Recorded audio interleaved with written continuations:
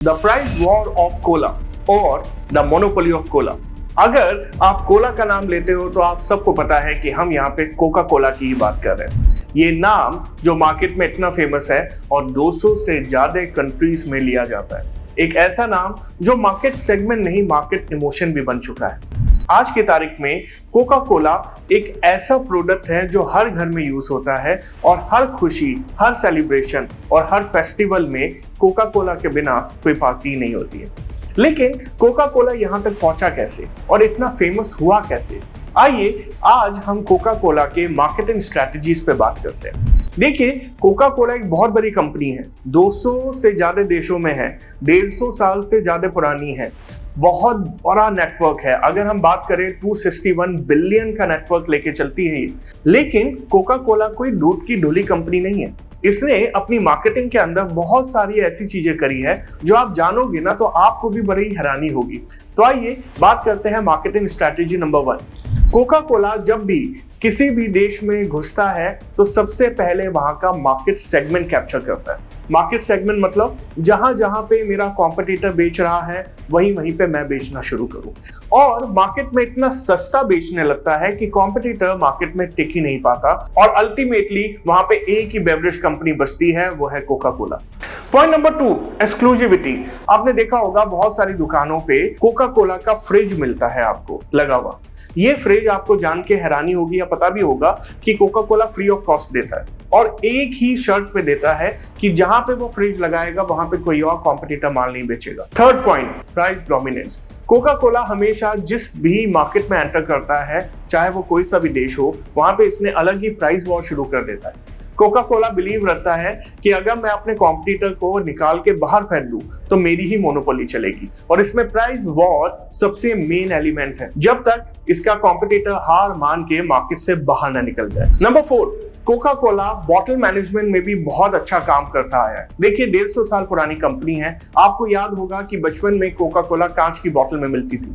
उस समय पूरा गेम ये था कि बॉटल को रिफिल करके मार्केट में दोबारा भेजना है और जितनी फास्ट साइकिल होगी उतना ज्यादा माल मार्केट में बिक पाएगा। और अगर ज्यादा ही अपनी थोड़ी गुंडागर्दी पे आ जाए ना तो अपने कॉम्पिटिटर की बॉटल को क्रश करवा देता है।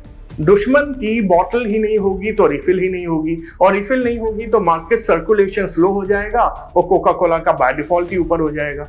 तो प्राइस डोमिनेंस भी किया, सामने वाले के प्रोडक्ट को मार्केट में सर्कुलेट भी नहीं होने दिया, दुकान पे एक्सक्लूसिविटी रखी और जहां जहां पे वो बेच रहा था हर जगह पे अपनी अवेलेबिलिटी भी दिखा दी।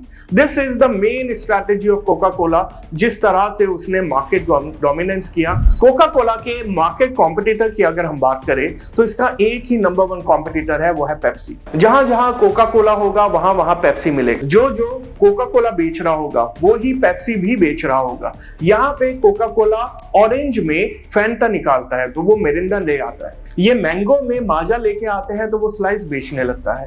यहाँ पे एक्वाफीना है तो वहां पे किनली है, यहाँ पे मिनट मेड है तो वहां पे ट्रॉपिकाना है। इन दोनों कंपनी का एडवर्टीजमेंट करने का तरीका भी बिल्कुल एक जैसा है, जहां पे ये दोनों एक दूसरे को कट थ्रोट कंपटीशन देते हैं एडवर्टीजमेंट में भी।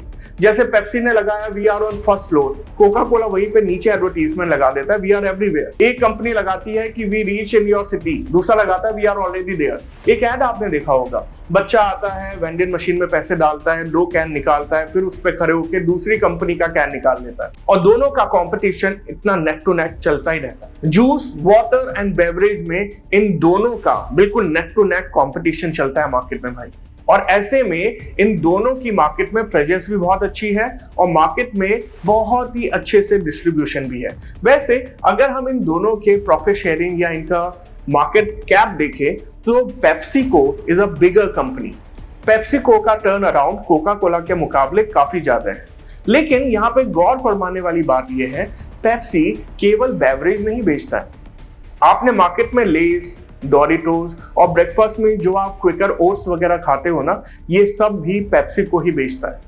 लेकिन कहानी बिल्कुल चेंज हो जाती है जब पेप्सी में से वेफर्स निकाल दिए जाते हैं और बेवरेज वर्सेस बेवरेज कंपैरिजन किया जाता है पेप्सी और कोका कोला का। वहां पे Coca Cola by default winner है। वैसे पेप्सी के जो वेफर्स हैं वो मार्केट में बहुत अच्छा परफॉर्म कर रहे हैं और पेप्सी ने ये इतने सारे वेफर और बेवरेज इंडस्ट्री कैसे बनाई, इसके ऊपर एक सेपरेट केस स्टडी है। अगर आप चाहे तो यहाँ पे जाके चेक कर सकते हैं। कोका कोला का जन्म 1886 एटलांटा जॉर्जिया में हुआ बाय जॉन पेम्बल्टन, जो एक वॉर वेटरन थे। एक आर्मी एक्टिविटी के दौरान जॉन पेम्बल्टन घायल हो जाते हैं और अपने घाव को क्योर करने के लिए उन्होंने मॉर्फिन लेना शुरू किया। मॉर्फिन एक ऐसी दवाई है जिसका एडिक्शन हो जाता है और अपने इसी एडिक्शन को दूर करने के लिए जॉन पेम्बल्टन ने एक सिरप बनाया। इस सिरप के अंदर उन्होंने कोकोनट एंड कोला लीव का इस्तेमाल किया और इसके साथ उन्होंने मिलाई उस समय की फेमस वाइन जिसका नाम था विन मैरियानी। ये सिरप इतना अच्छा था कि इससे एक तो उनका घाव क्योर हो रहा था और उन्हें एनर्जी बूस्टर भी मिलता था। जॉन पेम्बल्टन ने इसी सिरप को अपने बाकी आर्मी फ्रेंड्स के साथ जो वॉर में घायल हुए थे शेयर करना शुरू किया और इसका मार्केट में बहुत ही अच्छा रिस्पॉन्स आने लगा।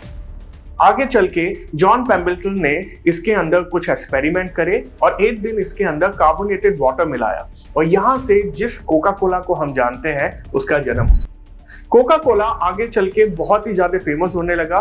शुरुआत तो हुई थी इसकी एज अ दवाई, एज अ मेडिसिन लिया जाता था, पर लेटर ऑन जब इन्होंने इसके अंदर कार्बोनेटेड वाटर मिलाया तो ये एक दवाई की बजाय बेवरेज की तरह मार्केट में बिकने लगी। लेकिन आगे चल के कोका कोला के सामने एक परेशानी आ जाती है। विन मैरियानी नाम का जो वाइन ये यूज कर रहे थे वो बैन हो जाती है और मजबूरन जॉन पेम्बल्टन को इसके अंदर से विन मैरियानी निकालना पड़ा और जो फाइनल सिरप तैयार हुआ वो आज की तारीख में भी एक सीक्रेट है जिसे दुनिया में कुछ चुनिंदा लोग ही जानते हैं। और कोका कोला इसी वजह से अपनी एक मोनोपोली मार्केट में क्रिएट कर पाया है क्योंकि किसी को पता ही नहीं है कि इसे कॉपी कैसे करे और इसके अंदर मिलावा क्या है। वैसे कोका कोला की उस समय बढ़ती हुई पॉपुलैरिटी की वजह से इसे अलग अलग देशों में बेचा जाने लगा और आगे चल के कोका कोला ने 1950s में इंडिया में कदम रखा। ये वो टाइम था जब इंडिया आजाद हो रहा था और उस समय जितनी भी फॉरेन कंपनीज थी वो इंडिया से जा रही थी। लेकिन कोका कोला के लिए इंडियन मार्केट में एंट्री लेना इतना आसान नहीं था। देखिए, इंडियन मार्केट एक ऐसा मार्केट है जो बहुत ही सिंपल बेवरेज के ऊपर डिपेंड है। हमारे यहाँ क्या चलता है, लस्सी, छाछ या फिर जलजीरा या फिर नींबू पानी। भारत में हमारे सेल्फ मेड बेवरेज का डोमिनेंस बहुत ज्यादा है। ऐसे में बाहर की कंपनी अगर इंडिया में आके अपना पैर जमाएगी तो थोड़ा सा फीका रह जाएगी क्योंकि कोका कोला भले ही कितना भी सस्ता बेचे वो कभी भी अपने आप को छाछ और नींबू पानी से रिप्लेस नहीं कर पाती इंडिया में। और इसीलिए कोका कोला ने एक इंडियन पार्टनर देखा जिसका नाम था कैंपा। जी हाँ, ये वही कैंपा कंपनी है जिसे आप आज की तारीख में भी मार्केट में कैंपा कोला के नाम से जानते हैं। वैसे मैं आपको बता दूं, कैंपा कोला को अभी रिसेंटली जियो ने एक्वायर किया है और अब मुकेश भाई अंबानी इसके पीछे पड़ गए हैं। आने वाले टाइम में आपको कैंपा कोला और पेप्सी के बीच में बहुत ज्यादा वॉर देखने को मिलेगी। मुझे नहीं पता क्या होगा, लेकिन गर्मियों में कोल्ड ड्रिंक सस्ती होने वाली है। हमने इसके ऊपर भी एक वीडियो बनाई है, आप यहाँ पे चेक कर सकते हैं। कैंपा के साथ हाथ मिला के सबसे पहले इन्होंने अपनी बॉटलिंग की प्रॉब्लम सॉल्व करी क्योंकि कैंपा का बॉटलिंग, डिस्ट्रीब्यूशन और मैनेजमेंट बहुत ही अच्छा था और लोकल कंपनी होने की वजह से उसे मार्केट सेगमेंट या मार्केट कैप्चर करने में भी ज्यादा परेशानी नहीं। कैंपा और कोला आपस में मिलके एक ऐसा फ्यूजन बनाती है कि भारत में एकदम फेमस हो जाती है और इसे काफी लोग पसंद भी करते हैं। लेकिन परेशानी तब आती है जब 1977 में भारत में पॉलिटिकल प्रॉब्लम होने की वजह से कोका कोला को भारत छोड़ना पड़ता है। ये वही टाइम था जब इंदिरा गांधी ने भारत में इमरजेंसी लागू करी थी और पॉलिटिकल स्टेटस भारत का बहुत ही ज्यादा डिस्टर्ब चल रहा था। वैसे हमने इसके ऊपर भी एक सेपरेट वीडियो बनाई है, आप जाके यहाँ पे चेक कर सकते हैं। ऐसे में कोका कोला के ऊपर ये प्रेशर बनाया जा रहा था कि वो इंडिया में ही अपना पूरा सेटअप लगाए और अपना सिरप शेयर करे और यहाँ पे हमारे लोगों के द्वारा ही बनवा के उसे बेचे। कोका कोला को ये बिल्कुल भी बर्दाश्त नहीं था और उसने एग्जिट ले लिया। कोका कोला के जाने के बाद कैंपा भारत में अकेला रह गया और उसने इस अपॉर्चुनिटी को बहुत अच्छे से यूटिलाइज किया। कैंपा ने अपना ही एक कोला बेवरेज बनाया और उसे नाम दे दिया कैंपा कोला। आपको याद होगा 80s में 90s में Campa Cola is a big hit. लेकिन कहानी में एक और ट्विस्ट आता है 1993 में, जब हमारी थोड़ी सी लिबरलाइजेशन पॉलिसी चेंज हुई और कोका कोला की वापसी होती है इंडिया में। जब कोका कोला की वापसी होती है तो वो देखता है कि कैंपा कोला मार्केट में बहुत अच्छे से पैर जमा चुका है, लेकिन कोका कोला तो कोका कोला है, उसे अपनी मार्केट डोमिनेंस एंड मोनोपोली बनाना आता है। तो फिर क्या था, कोका कोला और कैंपा के बीच में एक वॉर शुरू हो जाती है, जहां पे कोका कोला सबसे पहले तो प्राइस डोमिनेंस करके मार्केट कैप्चर करती है, उसके बाद कैंपा की सारी बॉटल मार्केट से उठा लेती है और उसे क्रश कर देती है, और उसके बाद मार्केट सेगमेंट में कैंपा कहीं पे दिखता ही नहीं है तो बिकता ही नहीं है, और धीरे धीरे धीरे धीरे कैंपा मार्केट से गायब हो जाता है। आपने बहुत सारे ऐड देखे होंगे उस जमाने में जब कोका कोला मार्केट में एक अकेला प्लेयर था। वो उस समय के famous actors, actresses, player, football, cricket, जो भी मार्केट में चल रहा होता है उसके ऊपर एडवर्टीजमेंट बनाता था, ताकि यूथ और पॉपुलेशन ज्यादा से ज्यादा कोका कोला के साथ जुड़ पाए। और यही कोका कोला की मोनोपोली मार्केटिंग स्ट्रैटेजी है, जो उसे 200 से ज्यादा देशों में 261 बिलियन से भी बड़ी कंपनी बनाती है।